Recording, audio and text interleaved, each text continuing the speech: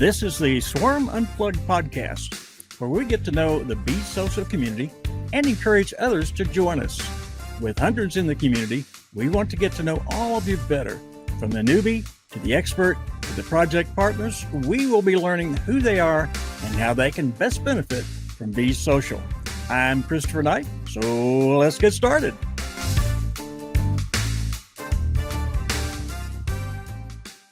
And a big welcome to everyone to this episode of the Swarm Unplugged. I'm glad to have you here today, and especially glad to have those folks who are following us and are commenting, and keep commenting. It helps us just grow bigger and bigger. As you know, we have this in order to get to know people in the community. It's too many of us, and there's too much going on. And if we don't stop, slow down a little bit, and get to know each other one-on-one, then we'll never get it done, because we're growing so fast in the entire structure of Bees Social. But today, I want to introduce you to one of the community who has quite a history as far as what he's doing. And I think you'll be very interested in what you hear from our guest today, Phillip Ross. Phillip, welcome to the Swarm Unlimited podcast. Thank you, Chris. Thanks for having me. Oh, it's my pleasure. Thanks for being here. You know, I know we chatted a little bit before we went on, and I what I want to start out with is you really have done some interesting work in the area of the humanities, if you will, and helping structures being put together that help people. You want to go over that just briefly and tell people what you have done in that area? Yeah, so we built this resource hub in Crescent City for the adjacent areas, Humboldt County, Trinity County, and Curry County. And we basically made it available for everyone to use on their mobile phone if they want, and they don't even have to, talk to a person if they feel like they need to text someone if they're in a crisis mode. You got the resources for social services, Social Security, elderly, Medi-Cal, Medicare, like all those sorts of healthcare needed associations. And we just continued to apply other wraparound services, even for youth and veterans and all kinds of services. And we made sure we had a big number of people we served, especially the law enforcement around here, for Narcan distribution, so that way we can help save lives. Well, that's since we're certainly going to continue to have that problem for a while as far as drug overdose and things like that. That program is extremely important. How is the Narcan distributed and taught as far as how it's used? So, it's distributed. We made these kits, and these kits, it says opioid reversal on them. And I'm sure I have one somewhere in here, but it has a scare me tactic on it. And as every word, for scare me, runs you right through, the steps of what to do. Stimulate would be the first one. Call the cops would be the second one. So stimulate would be like, rub their chest, it shows, little images of what to do and whatnot. Call the cops, and then, every word though, it runs right through. And then on the back of the sheet, it has the two laws for applying and administering. And there's usually 2 doses in the kit. It also comes with a face shield, for if you have to give CPR and whatnot. That way you got the COVID safe thing going on there too at the same time, with gloves and, everything. So we distributed those. We had 500, I believe, was the distribution on those. Other than that, we built a resource hub. Other than the resource hub that I helped build, we also we built a job description for policy and procedures for the resource navigator position. So, and that's the role I played, beside co-facilitating for multiple other events that took place. That because we had to pivot from COVID to a virtual space. and a Mhm. lot. So we tied unity with a lot of the other groups around here. You know, like the tribal groups and associations that were, helping fight the epidemic that was going So, were you working with a large team, or what kind of atmosphere was it you're working in? we worked with a group of about 5 6 people, but like when we co-facilitated with other groups, it was a lot more. It could range anywhere from 20 to 100 people, depending on who was on the call. Because we did a 5 week wellness and recovery series. It's on.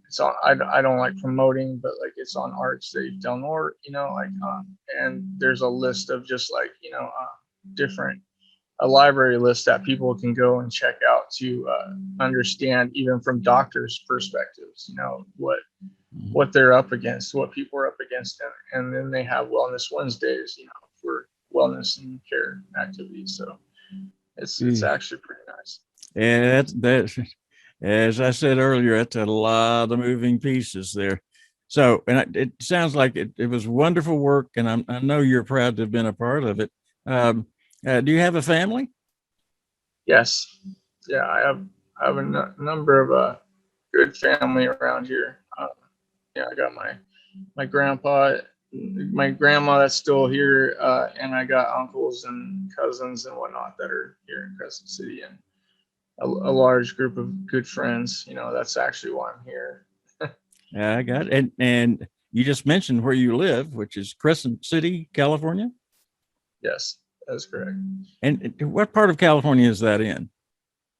That would be in the northern part of California, right at the tip, right before you get across the Oregon, well, 20, maybe 20 miles from the Oregon Okay, border. all right. It must be beautiful country up there. I know.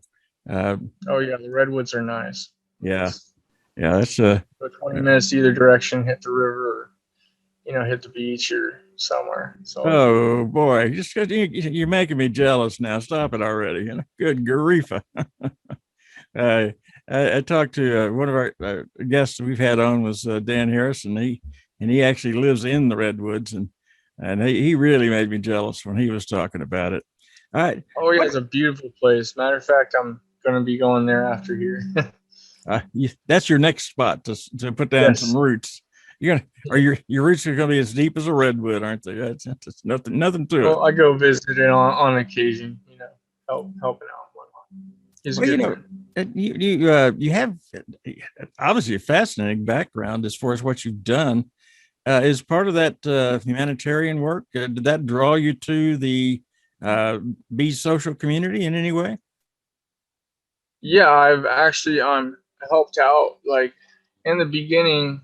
I don't want to say no names or anything, but like in the beginning when when they were talking about like script writing and stuff like that, I was in college, so like I was pretty perked up about in my English class and whatnot. So it felt pretty exciting to be included in on some of the script writing for the opus. Right before it got into the bee swarm and everything else, and it Right. just blew up. I was like, oh, this is awesome.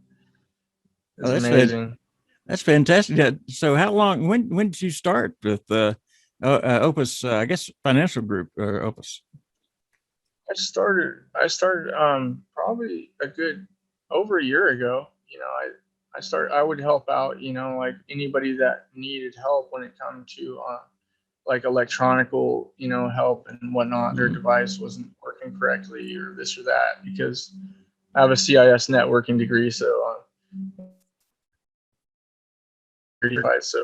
it was I've worked on computers for a good most of my whole life, at least 20 plus years. All right. So it doesn't help. I mean, it helps to help others pretty quick. And your computer experience is very valuable, and the knowledge is very valuable to the whole community because especially back in the early days, as I understand it, because I wasn't there in the early days, it was a little bit more difficult to operate than it is now. Is that true? That is true, actually. Like when I was in kindergarten, I was kind of an experiment child. I got pushed into the Macintosh days when they first came Yeah. out, and and I learned on the word and number munchers. So yeah, I've been in the computers ever since. What during the time you've been with the community and as it began and as it grew, what changes have you seen since you first touched base with it? What are the changes? I've I've seen a group of people grow together and connect and create something beautiful. To be honest with you, that's beyond humanitarian. That is going to help the world, and I just it's just been growing and growing and more and more. And at first, when I first heard about it, it was like, hey, you got to do this, like, and he's a good buddy of mine, so like his word, like I'm on it, so I downloaded the app and whatnot, and just got started, and then I'd be asked to do something else. So sure, like, then all of a sudden things just got bigger and bigger and bigger and bigger, and I was like, gosh, this is amazing, like, and then all of a sudden it hit so fast, like, like everything hit so fast. It launched, and then when we started launching, I was like, oh well, this is really happening, like,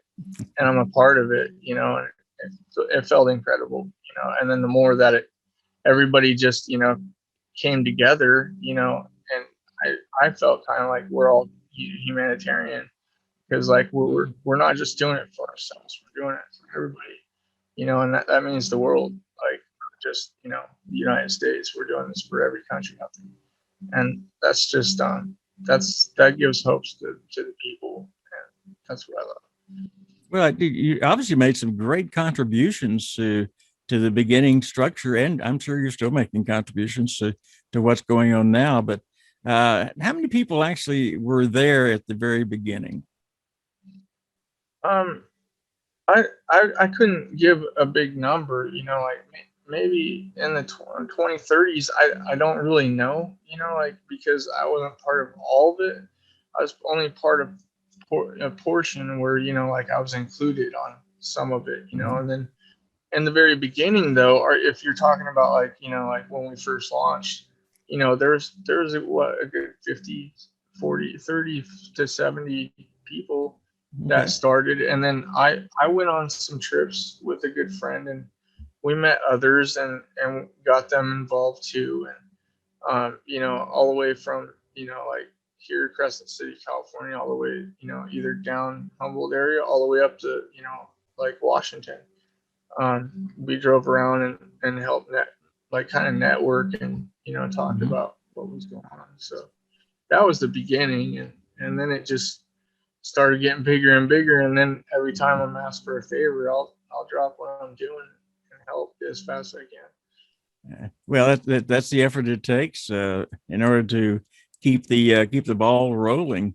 If you were to pick out one thing about now Be Social, pick out one thing that's it really stirs you, or is your favorite thing that you like that's going on. What would that be? What would that be? It's kind of hard because I like everything that they're doing, but me, truthfully, I like it when they start talking about the cybersecurity and keeping people safe, because like, yeah, I was taught, about what hacking is, but it was ethical, like it was in a safe environment. We were taught, that this is what you got to be aware of and whatnot. But when you get into blockchain, you don't know that people are going to create these fake web pages and stuff like that. So it started getting me excited, because when I actually got hacked, then I was like, man, I can implement this and help others with the knowledge that I know, with the computer understanding and everything that I've done. And I've been a part of knowing a lot ever since, like I got into blockchain because of the swarm and whatnot. Every time they get on it, it's just amazing that they're giving so much knowledge to the people. I love it all. Yeah. Well, there is a lot of knowledge. I know that the folks that I've that brought in now, actually, they're of course, it's overwhelming when you start, and there's no doubt about it. You come in and you hear terms you've never heard in your life. You just know that crypto's coming and it's going to stay here. Now, what do I do? And so, if you were to actually, and what do you do? Because I know you do as well. You've said you've already brought on people. How do you explain this to the new people that you talk to, or casually meet, or meet on purpose for that purpose? How do you start out the conversation? So I'll start out the conversation like, so, are you part of, crypto, or do you know anything about it? And then, if they do, then the story carries on with talking about, the app, and, going on further, and then what it's more about, it's about helping out everybody. And because everybody usually, like at first, and there were the people that were like, oh, my face, I don't want it anywhere, this or that, and the scare thing. But like, your face is everywhere. That's the problem, like that people don't understand, is that, like every camera down the street's going to catch your face. So that's not really going to matter, like we're just trying to help people out. We're not trying to like, shun away. So I don't try to sell it really, because, if they are not, if they start backing out too much like that, and it starts becoming too frustrating for them, I don't try to make it like that kind of environment. I try to make it a safe environment. And if it's not a sales pitch, and if they don't catch on that fast, well then, like I'll back out and be like, okay, well then another time, because maybe there'll be a time later on they'll be coming to me, which has already happened. You know Yeah. what I mean? I've had like, friends of friends, and or my brother's friend, he's like, he started getting really amped out here about 3 weeks ago. Even, drove all the way down to see me and talk to me about, like what we were doing. And then he was excited, and he's like, man, I got 5 people in. And I'm like, oh, cool, right on. He goes, how do I do this? So, I run him through, and he goes, man, like, I need to visit again, or you visit me. I go, anytime, I'll come visit, and explain to whoever you want. Like, if you really want to get on the pool side, like that's your choice though. I'm not gonna force you into any of that stuff. But, like, and a few people have gone in that way, and it's been pretty cool that, you don't really have to sell it. You just have to, I mean, talk about how good this is really about, Well, it's yeah. about helping humanitarian, like everybody, not just like one person, getting rich quick. That's not how it really is. How many times have you heard, is this an MLM type program? MLM, abbreviate that one time, please. Yes. MLM. How many times have you been asked, is this an MLM type program? What do you define MLM? Multi-level marketing. It's So many times. Gosh, matter of fact, last night I, like I got on a group in Telegram, and was asking for the ad, and people, started getting rude, and this guy got really rude, kind of. I I pulled him aside on a direct message, and started explaining, and like he apologized, and he didn't have much to say, like after I showed him facts, and because it's you can't lie from the facts, like them trying to push what they're doing. And anyways, and they're like, how do you think that this can mix with, like helping out us? I go, easily. I go, what I mean? Like if you guys came in together with us, like everything would expand, and this would help your project even expand. So that really ain't much of a sales pitch there. I go, here's some links. I go, you think it over yourself, and then if it's good enough for you, he goes, why didn't you just like say this in the group? I go, because people are being rude. Like I don't want to. I'm not trying to sell this at all. And then like he said thank you and whatnot, and I go, well, just look over the information, if so, because I think I was talking to the admin or somebody that was well knowledgeable, right. and that's why I pulled them aside. It went good after that. I was different. Yeah, you turned it around just in the nick of time for sure. Well, certainly that question is legitimate because so many people have been burned by that type of marketing. I And think when they you call it talk about putting a group together, and you talk about, hey, come, I'm going to show you if you want to join, whatever. That's the same language as a multi-level marketing company uses, except we're not asking them to spend a dime that they don't want to spend, and their money's still their money when they put it in. So what are you going because to like do? I said, they're like, explain. I said, it's as easy as pushing a button. I'm like, and they're all, this is just delete this guy, like, he's a shelling or something like that. I was like, what? I didn't even know what the term meant myself, and it was basically what you just said, it's MLN. It's, somebody just trying to market their product, and like I said, though, once I pull them aside, they're different story, way different story. Well, I know that people get that. That's the reason I wanted to ask you, because I know you've talked to a lot of people about the program, and everybody's going to get it. I don't care who you're talking to; you're going to get it a lot, and you just have to explain it the way it's explained to us to start with. That's excellent.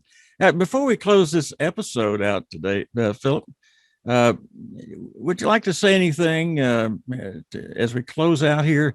In general, or as I always say on this program, from the heart to the folks that are listening?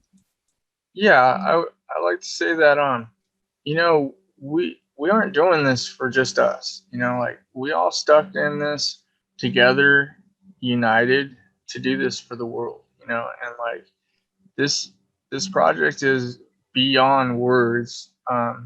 There are words for it that I can't say right now, but you know, it's amazing, and I truly think that this will shed light on so much of the devastation of what COVID has done to our nation, and this will help unite the people. I really believe that. Like, this will be bigger than what people even believe that it could be, and it has been ever since the beginning. Everything time something's gone wrong, it's gone right, actually. And you can't really put anything like that down, especially when it's free. Especially when it's free. Exactly right. Phillip, thank you so much for being on this episode of the Swarm Unplugged. I truly appreciate you taking the time to join us today. Thank you, Chris. All right. Folks, with that being said, this is an example of the kind of people that you will get to know and be able to learn from in this community. Philip's been around since even before the beginning, and has seen what's going on, and he knows for a fact what it's all about. It's nothing. It's transparent. There's no secret. So when you get the information like that from someone like Phillip, which you can turn to if you need to, and that's true of a lot of people in the community. If you need help, just ask for it. You'll find somebody that's willing to help you out. So I appreciate all of you joining us for this episode of the Swarm Unplugged. I'm Christopher Knight, and always remember to listen, learn, and give. Thanks for joining us for this episode of the Swarm Unplugged podcast. Be sure to hit the follow button and leave us a glowing comment.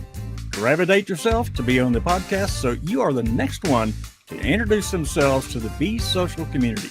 See you on the next episode.